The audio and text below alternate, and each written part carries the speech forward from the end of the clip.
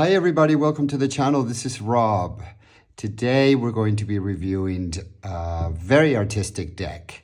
This is the Sabbath Magazine's Letarot de Cachée. And I hope that I pronounced that correctly. I don't speak French, but this is, as I said, you guys, this is a super artistic deck. I got this deck about 3 years ago. I believe it came out in 2020. I believe this is the only edition of this deck, and it's an indie deck. This is an expensive deck, you guys. I have to tell you right off the bat, this presentation is absolutely gorgeous. Everything is beautiful about this deck, really, and you can just tell that this is an indie deck. You get that whole, let me zoom out a little bit. You get that whole experience about unpacking an indie deck, and you know that a lot of effort was put into it. You know, it opens sort of like this. Not sort of, it opens like this, and it's just beautiful. The paper here is beautiful. It's like a linen, but it's not super shiny or anything like that. It's just a beautiful, it just feels beautiful on the hands. There's a lot to say about this deck, you guys, so I'm going to sum it up. There's a lot to say and there's very little to say, actually, both. So as if that was not confusing, right? But anyway, let's get into it. It opens up like that. It is completely black. It's black and silver. That was the signature of the artist. It's an Italian artist. I'll tell you a little bit more about her. It was kind of hard to find information on her, but this deck is a deck that you can't, it was hard for me to find it. I found it through a German website, which I buy a lot of decks from. They don't have a large selection, but this website has, for me, they've handpicked out really beautiful decks, and they only have like maybe 10 decks. And the decks that they have are totally fabulous, rare, and not very easy to find, but they have them. So if you're interested to know who they are, send me a message and I'll be more than happy to send you the link to their website. They are in Germany and they are beautiful. Not only do they have decks, but they have other things that are absolutely fabulous on their website. So very, very, very tasteful things. Let's keep moving, you guys. So I mentioned the box. It's a very sturdy box, by the way. And so it's very nice because it goes on the bookshelf like this. You can just have it standing, and it is very practical. You open, and this is what's inside of the second part of the box, and it has a little saying here, if I can read it. Sabbath. That's all it says. So, and it's kind of like a pearl finish inside, and you open the box, and then you have this, which is basically the cards. Put them here, and then you have a little booklet that comes with it. Now, I did find some information about the artist, and I want to read it to you. It reads, launched in September 2020, the Sabbath Tarot deck is made up of 78 captivating cards, hand-drawn by Italian illustrator Elizabeth Seitzinger. Inspired by the tarot of the Marseille, Letarot de Cachée echoes ancient divination practices as well as the instant nature of millennium witchcraft, encouraging you to follow your inner star. The deck includes a special guidebook by witchy writer and magical podcaster Pam Grossman. Letarot, this tarot deck, Major and Minor Arcana, was a finalist in the Antalis Creative Power Award, Packaging and Promotional in 2022. Due to the handcrafted nature of the cards, they may contain small imperfections. And it is a limited print run. So I know that on this, we are in 2024 right now, and though this is not a new deck, but I know that you can still find it on the website where I found it. So if you're interested in getting this deck, let me know. It is not a cheap deck. This deck is going to run you over $100 by the time it's all said and done. But not much more after that. I think I paid about $150 $140 after shipping and everything. So yeah, that's what I paid for this deck. And the booklet, it's not so informative, but it gives you a little bit of information. And here you have some information about tarot, which I am not going to read, but you can pause your device and read that. I find it kind of redundant.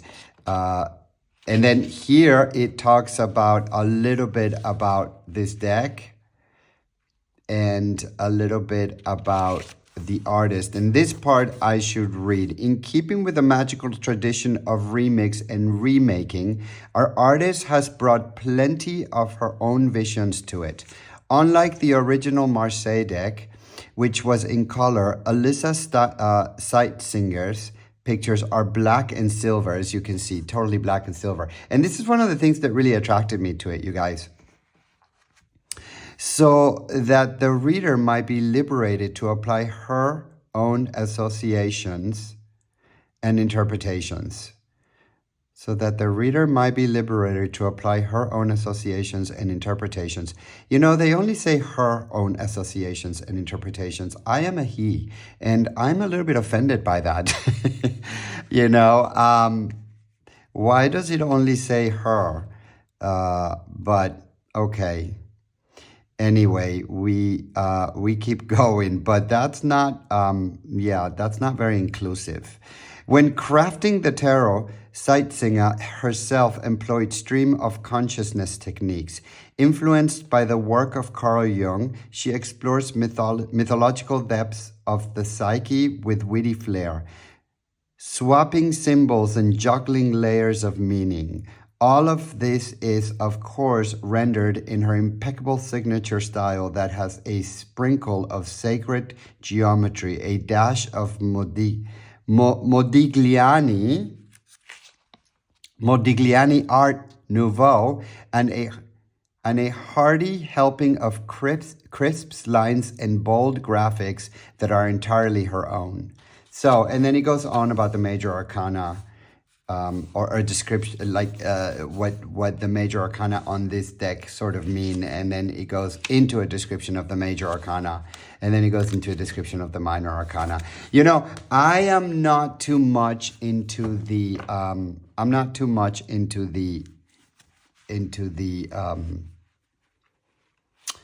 Marseille decks. So just alone for that, that's one of the reasons why this deck won't work for me.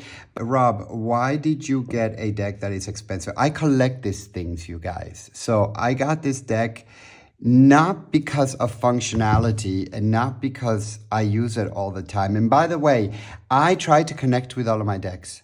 And this was one of those decks that I got and I tried to connect with it and it just didn't work. But nevertheless, that doesn't mean that I'm disappointed with the deck. This deck is absolutely gorgeous, you guys.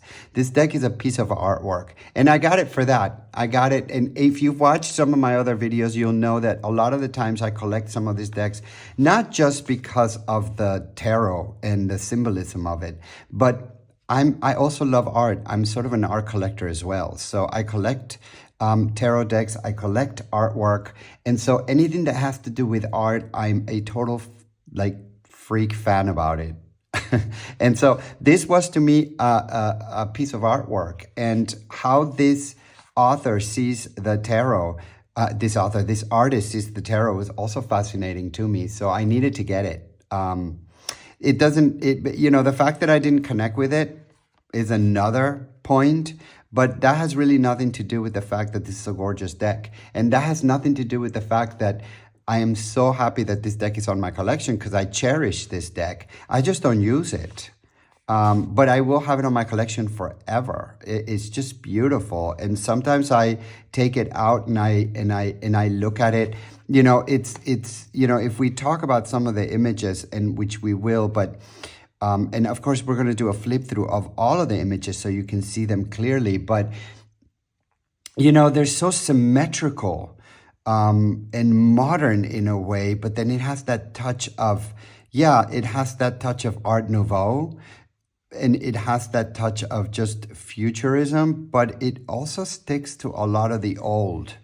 And you can see that, but it has, for example, the circle here and the symmetricals, and it's an interesting deck. If you look at this force card, her head has been severed from her torso, and here's some drops of blood, and she's taming the lion, but it's already like she's broken, you know. It's not, she's not even there anymore. But it's really a beautiful deck. It's an interesting deck. I don't use it for divination, but I do use it. I do admire it, and I do appreciate the artist's work on this deck. Now, let's talk a little bit about the quality. This deck is, I don't know if this deck is gilded or not, because the cards are black, and it looks like it may be gilded because it just feels a little bit rougher here than it feels here. So I don't know. I would say that it is gilded in a black matte. The cards are completely matte. They are reversible. So if you're thinking about using this deck for divination, you will be able to read them upside down, right side up. And so that's a good thing if you read that way. And the paper quality is cardboard-like. And I don't mean that in a bad way. It's just, you know, this is handmade, at least so they say. That's why it has imperfections on it. And it just feels delicious. It just feels luscious. It feels like, you know, it feels like it feels like it's luscious, yeah, and elegant, but it is not very practical, you guys. So if you try to work with this deck, when I tried working with this deck, it's just not very practical. To shuffle the deck is difficult. They're sort of on the longer side, and as you can see here, they're longer than your normal deck, and they're a little bit thinner. So I have small hands, as many of you know. And so for me to hold it like this, it's impossible. On top of it, the paper stock is on the thick side. So the cards are thick. You know, it makes for a thick bundle. So what happens is that I can't hold it like this. So that's number one for shuffling. I need to find another way to shuffle. And so I will shuffle it this way. And it's okay. It's not my favorite way of shuffling, but it's okay. And it's not, you know, it's one of those handmade decks, you guys. It's an indie deck. You definitely get the indie experience when you open this package and when you get it.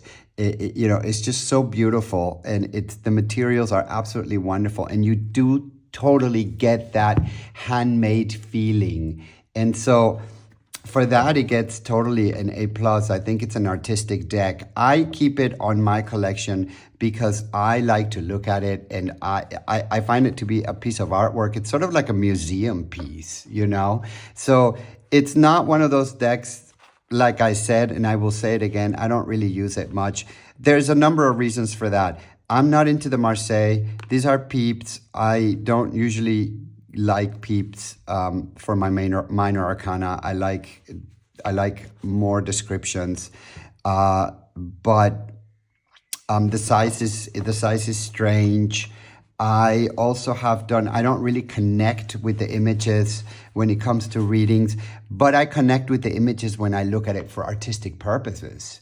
I hope that makes sense to some of you, you guys. When it comes to artistic, the whole artistic side of this deck is absolutely fabulous. And so I love it for that. I love the black and the silver, and it's beautiful. Look at this this sun card. How beautiful, right? But I don't really connect to it, and I've tried to do readings with it, and it's just impossible. It just won't happen. But I just don't connect to the images, and I don't connect to the practicality of it. The cards kind of get stuck together, but none of that matters to me. None of that matters for this deck because I'm not going to use it for divination, so it doesn't matter. But I'm telling you about these things in case you want to buy this, and if you want to use this for divination, maybe it'll work for you. It just didn't work for me. So if you're into the Marseille Tarot, this may be one that you find super interesting. Look at this look at this Tower card. Yeah, and so I showed you shuffling. I told you about the quality of the paper. I won't even try do a fan situation on this because it just doesn't really work like at all. So, but you can arrange it on your own if you're thinking that you're going to work with this, you know. And like I said, a lot of these are peep cards. This is the Two of Swords. It's the court cards and the major arcana that you have more of a of an image. This is the Eight of Wands. This is the Queen of Cups, and it's just beautiful. You know, it's like she's there in the water. It looks like almost she's like half mermaid or something, you know, and there's like a fish going into her cup, and it's really beautiful. So, and like I said, I'll do a flip through. We're going to do a flip through together. This is Judgment. And yeah, like this guy has a bucket on his head. That's funny. Yeah, it's one of those decks that is interesting, artistic. This is the Queen of Wands, and it looks like she's burning. You see all these flames here? It looks like she's really burning up. There's even flames coming out. And it's kind of phallic, right? This wand looks like not really a wand, but it looks like something else, you guys. Make up your own mind of what that looks like. This is a peep deck. I mean, a peep card. So not much to look at. It's the 10 of coins. And so this is kind of a quick review because it is what it is. And this is justice. You know, I like how it's, you know, this sort of weapon thing is going into the heart and the heart is bleeding. You know, it still has the scales here. And they sort of look, these characters look a little bit, you know, like alien-like. If you ask me, I get the feeling of alien-like when I look at this, these images. So, and when I look at these characters, a pip card. This is the Hierophant or Le Papé, and very traditional card. But anyway, you guys, we're going to do a flip through and you can see all of the cards and you can appreciate the artwork, which is really there, and it is absolutely beautiful artwork. I'm going to set this deck here, and once again, you guys, don't forget to subscribe to the channel. If you have any comments on this deck, let me know. I love to hear what you have to say about it. And so for now, sit back and enjoy the ride.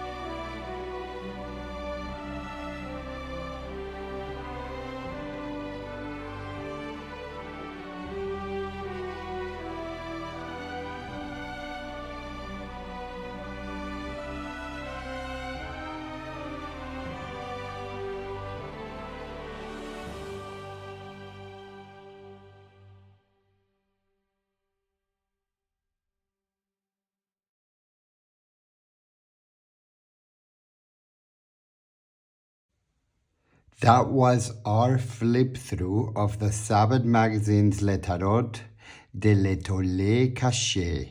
I hope you enjoyed that. Don't forget to subscribe to the channel, guys.